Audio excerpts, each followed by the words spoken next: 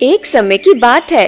सोनपुर नामक गांव में एक गरीब मछुआरा रहता था जिसका नाम कुंदन था। उसके माता पिता की मृत्यु होने की वजह से वह अपने घर में अकेला रहता था। एक दिन वह जंगल में नदी किनारे मछलियों को पकड़ने जा रहा था कि तभी उसे वहाँ एक छोटा सा बंदर जख्मी हालत में गिरा हुआ दिखाई देता है। अरे तुम कौन हो और यहाँ इस हालत में क्या कर रहे हो छोटे बंदर? छोटा सा मासूम बंदर कुछ नहीं बोलता, वह सिर्फ दर्द से तड़प रहा था। लगता है जंगल में इस मासूम बंदर का किसी ने शिकार किया है और ये उस शिकारी के शिकार से जख्मी होकर यहाँ पर अपनी जान बचाने के लिए आया है। तुम बिल्कुल परेशान मत हो छोटे बंदर, मैं तुम्हें अपने साथ ले जाऊंगा और तुम्हारा इलाज खुद करवाऊंगा। देखना फिर तुम बिल्कुल ठीक हो जाओगे। कुंदन उस बंदर को ठीक होने का दिलासा देता है, लेकिन वह बंदर उसे चुपचाप अपनी मोटी मोटी आंखों से देखता रहता है। छोटे बंदर, तुम क्या गूंगे हो? मैं कब से तुम्हें इतनी सारी बातें कह रहा हूँ, मगर तुम हो कि कुछ बोलते ही नहीं। मुझे तो ऐसा लगता है कि तुम बोल ही नहीं सकते। चलो कोई बात नहीं, मैं तुम्हें वैद्य जी के पास लेकर चलता हूँ।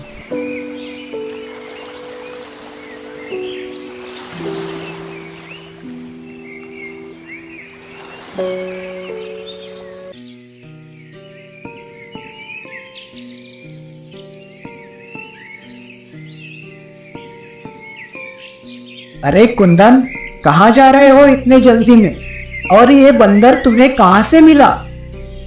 अच्छा हुआ वैद्य जी, आप मुझे यहीं मिल गए। मैं आप ही के पास आ रहा था। वैद्य जी, ये बंदर बहुत जख्मी है, आप इसका इलाज कर दीजिए। कुंदन, लोग मेरे पास इंसान का इलाज कराने आते हैं और तुम इस बंदर को लेकर आए हो। भले इसे इलाज की क्या जरूरत? ये जानवर तो एक दूसरे का शिकार होने और एक दूसरे का शिकार करने के लिए ही दुनिया में आए हैं। नहीं वैद्य जी, आप ऐसा मत कहिए। जिस तरह हमें दर्द होता है उसी तरह इन्हें भी तो होता है ना। मुझे नहीं लगता कि तुम्हें अपनी मेहनत की कमाई इस बंदर के इलाज में लगानी चाहिए। वैद्य जी, मेरे पैसों का मोल इस बंदर की जान से बढ़कर नहीं है। ठीक है कुंदन, अब तुम्हारी यही जिद है तो इसके आगे मैं क्या कर सकता हूँ?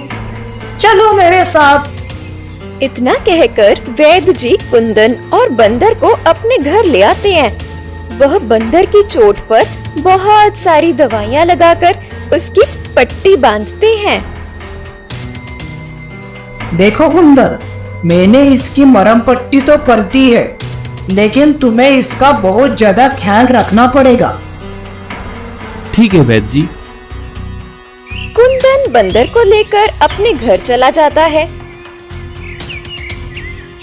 बंदर बेचारा जख्मी हालत में सुस्त होकर कुंदन के पास लेटा रहता है।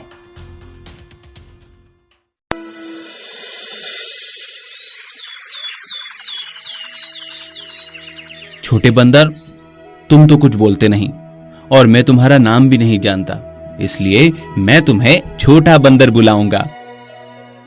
इतना कहकर कुंदन छोटे बंदर के लिए केला लेने चला जाता है।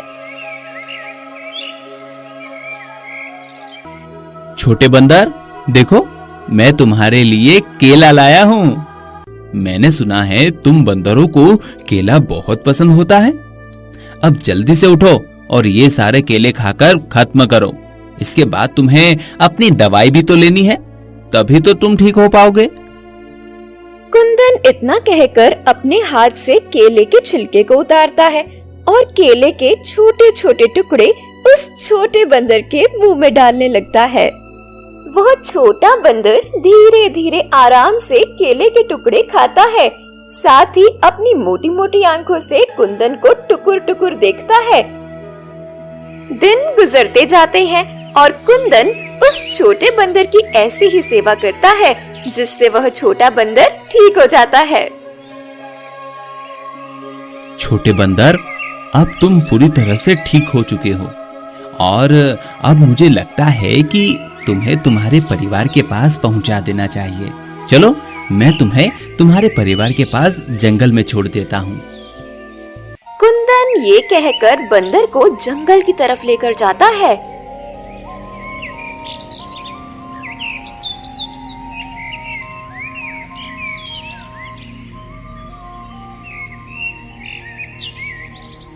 ये लो छोटे बंदर, तुम्हारा जंगल आ गया। अब तुम अपने परिवार के पास चले जाओ। मुझे यकीन है कि तुम्हारे परिवार वाले भी तुम्हें ढूंढ रहे होंगे। कुंदन की ये बात सुनकर छोटा बंदर उसकी गोद से उतरता ही नहीं है। कुंदन बंदर को ऐसा करते देख उससे कहता है, छोटे बंदर, अब तुम जंगल में अपने परिवार के पास जाओ। कुंदन की बहुत कोशिशों के बाद भी बंदर उसकी गोद से नहीं उतरता। छोटे बंदर को ऐसा करते देख कुंदन परेशान होकर कहता है, छोटे बंदर, अब मैं क्या करूं? तुम तो मेरी गोद से उतर ही नहीं रहे हो। लगता है तुम वापस जाना ही नहीं चाहते। कुंदन की ये बात सुनकर बंदर उसके सीने में अपना मुंह छुपा लेता है। छोटे बंदर को ऐसा करते देख कुंदन मुस्कुराता है और कहता है, अच्छा, तो तुम मेरे साथ रहना चाहते हो? वैसे मेरे घर में मेरे अलावा और कोई नहीं रहता। अच्छा है, मुझे तुम्हारे रूप में अपने लिए एक साथी मिल जाएगा। कुंदन ये कहकर उस बंदर को अपने घर वापस ले आता है और फिर वो दोनों साथ रहने लगते हैं। छोटा बंदर कुंदन के हर काम में उसका हाथ बंटाता है।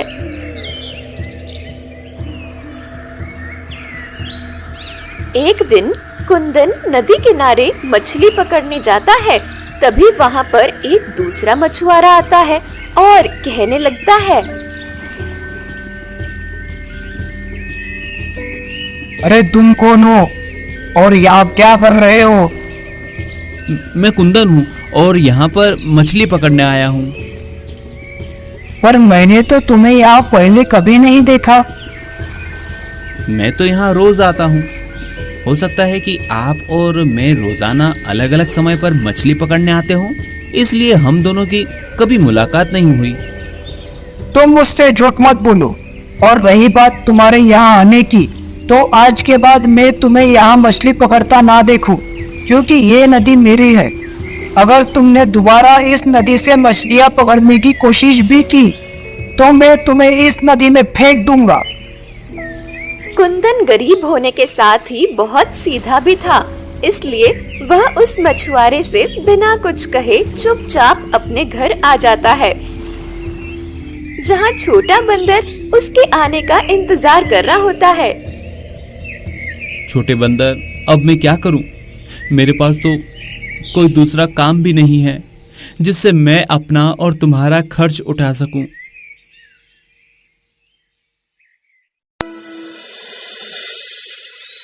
कुछ देर बाद कुंदन फिर से छोटे बंदर से कहता है, छोटे बंदर, मैं सोच रहा हूं कि हमें यहाँ से कहीं और जाकर कोई नया काम ढूंढना चाहिए। कुंदन ये कहकर उस छोटे बंदर को अपने साथ ले जाता है और फिर चलते चलते वो दोनों जंगल की तरफ आते हैं।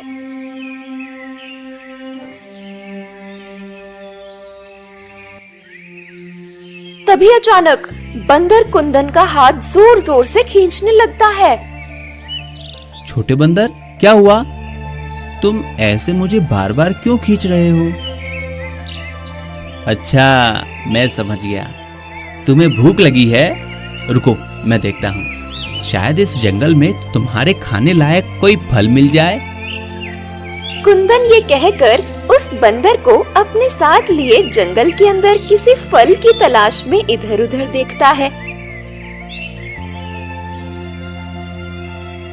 लेकिन उसे उस जंगल में सूखे पेड़ों के अलावा कुछ नहीं दिखता है। तभी कुंदन छोटे बंदर से कहता है, मुझे तो यहाँ तुम्हारे खाने के लिए कोई फल नहीं दिख रहा। अब तुम्हें अपनी भूख थोड़ी देर और बर्दाश्त करनी पड़ेगी। हम जैसे ही दूसरे राज्य पहुँचेंगे, हो सकता है वहाँ कोई हमारी मदद कर दे। कुंदन ये कहते हुए उस जंगल से निकल जाता है और चलते चलते दूसरे राज्य पहुंचता है। अब तो शाम होने आई है, लेकिन अभी तक मुझे तुम्हारे लिए कोई खाना नहीं मिला। अभी कुंदन छोटे बंदर से ये कह ही रहा था कि तभी उसे पीछे से उस राज्य के राजा आते हुए दिखाई देते हैं। तुम कौन हो? आज से पहले तो मैंने तुम्हें अपने राज्य में कभी नहीं देखा। महाराज, असल में मैं आपके पड़ोसी राज्य से आया हूँ। ओह अच्छा, तो तुम यहाँ नए हो, तो मैं ये जान सकता हूँ कि तुम यहाँ क्यों आए हो? महाराज, मेरा नाम कुंदन है और मैं एक मछुआरा हूँ, मगर मेरे पास इस समय कोई काम नहीं है, इसलिए मैं यहाँ काम की तलाश में आया हूँ। अच्छा, तो तुम यहाँ काम की तलाश में आए हो। अगर मैं कहूँ कि तुम मेरे महल के सामने वाली नदी और उसके पास के झरने की साफ सफाई करो, तो बदले में मैं तुम्हें खाने और रहने की जगह दूंगा, तो क्या तुम ये काम करना चाहोगे? कुंदन राजा की ये बात सुनकर खुशी खुशी हाँ कर देता है और कहता है, महाराज, आपका बहुत बहुत शुक्रिया कि आपने मुझे काम पर रखा। अरे कुंदन, कोई बात नहीं, तुम हमारे पड़ोसी राज्य से आए हो, हमारे मेहमान हो, इस नाते तुम्हारी मदद करना हमारा कर्तव्य है। राजा ये कहकर कुंदन और उसके बंदर को अपने महल में ले जाते हैं।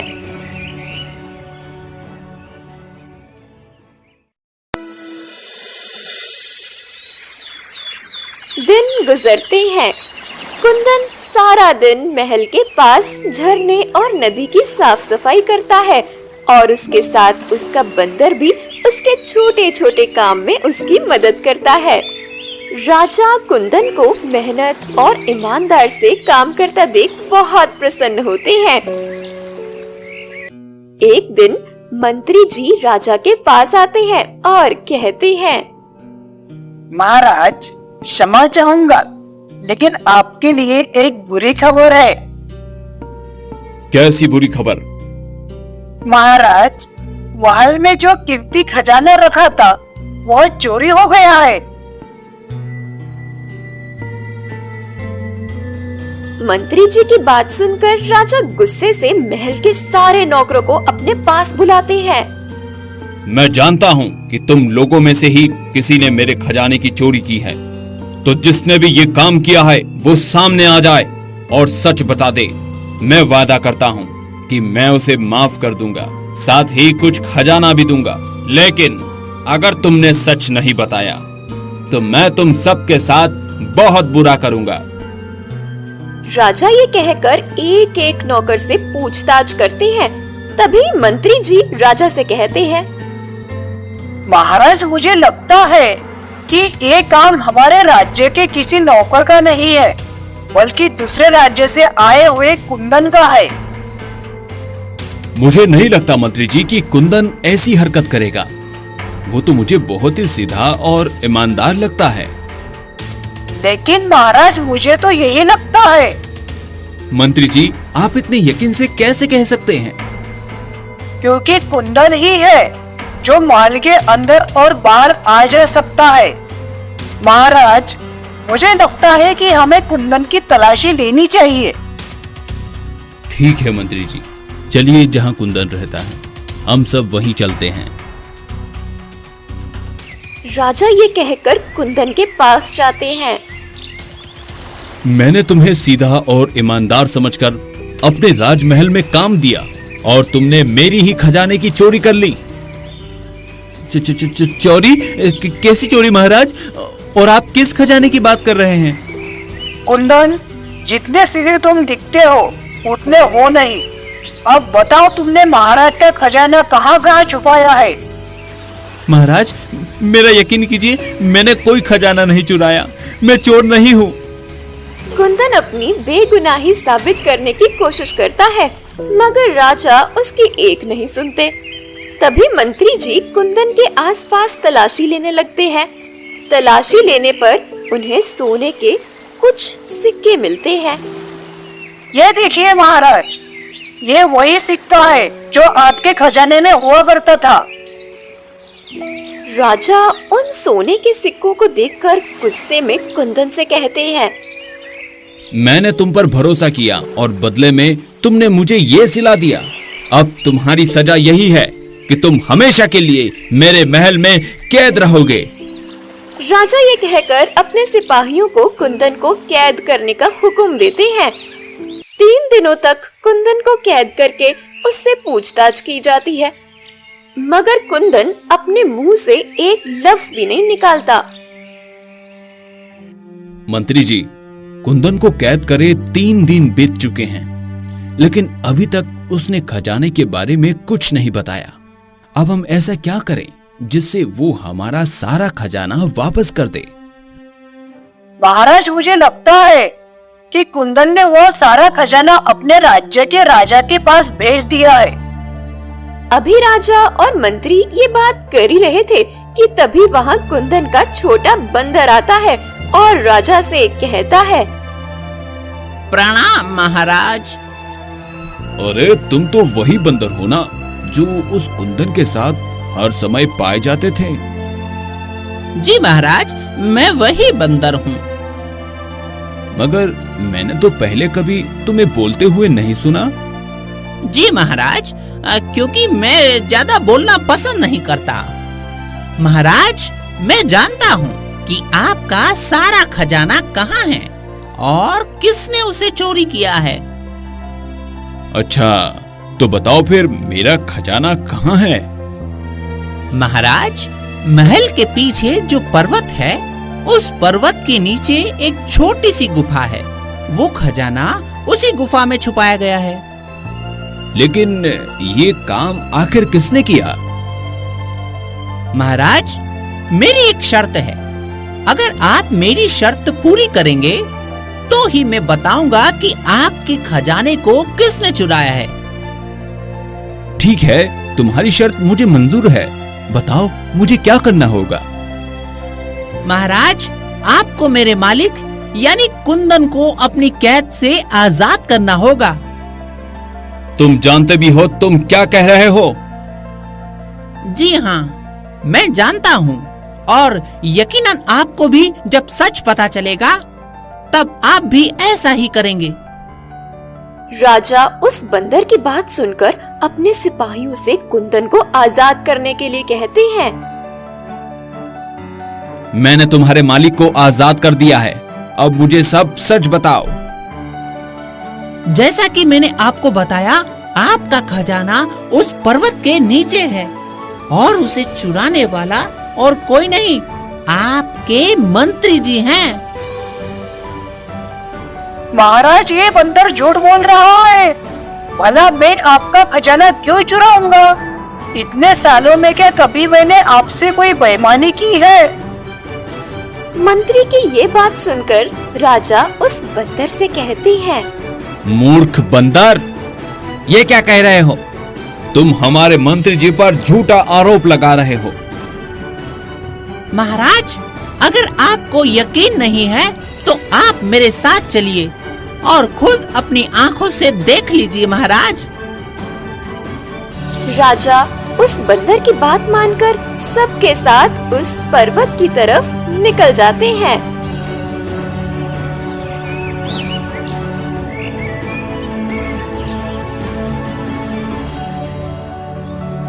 छोटा बंदर सबको उस पर्वत के नीचे बनी गुफा में ले जाता है और वहाँ पर छुपा सारा खजाना राजा को दिखाता है।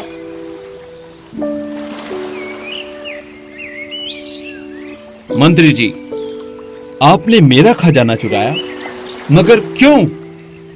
महाराज, ये झूठ बोल रहा है। मैंने ये खजाना नहीं चुराया। ये जरूर इस बंदर और उसके मालिक कुंदन का काम है। मंत्री जी, आप मेरे साथ इतनी बड़ी दगाबाजी करेंगे मैंने सोचा भी नहीं था, लेकिन अब इसकी सजा आपको जरूर मिलेगी। आपकी सजा यही है कि आप कुंदन की जगह महल में कैद रहेंगे और आपकी जगह कुंदन महल का नया मंत्री बनेगा। मंत्री को सजा सुनाने के बाद राजा कुंदन से कहते हैं, कुंदन, मुझे माफ कर दो, मैंने तुम्हें बेवजह सजा दी। नहीं महाराज, आप मुझसे माफी मत मांगिए। कुंदन, तुम्हारा ये बंदर बहुत समझदार है और तुम्हारा बहुत ही वफादार साथी है। अगर आज ये न होता तो सच में हम तुम्हें हमेशा के लिए अपनी कैद में रखते। जी महाराज, मैं जानता हूँ मेरा ये छोटा साथी मेरा वफादार है, लेकिन मुझे ये नहीं पता था कि ये बोल भी सकता है। वैसे छोटे बंदर, तुम्हें कैसे पता चला कि ये सब मंत्री जी ने किया है? जब आप कुंदन को सजा देने के लिए ले जा रहे थे, तब मुझे एक सोने का सिक्का मंत्री जी के पास से गिरा हुआ मिला। उस दिन से मैंने मंत्री जी पर नजर रखना शुरू कर दी थी और फिर जैसे ही मुझे खजाने का पता चला तो मैंने आपको आकर बता दिया। शाबाश छोटे बंदर, तुमने बहुत ही अच्छा काम किया है। शुक्रिया मेरे छोटे बंदर, मैं तुम्हारी वफादारी को सलाम करता हूँ। इतना कहकर वह अपने छोटे बंदर को गले लगा लेता है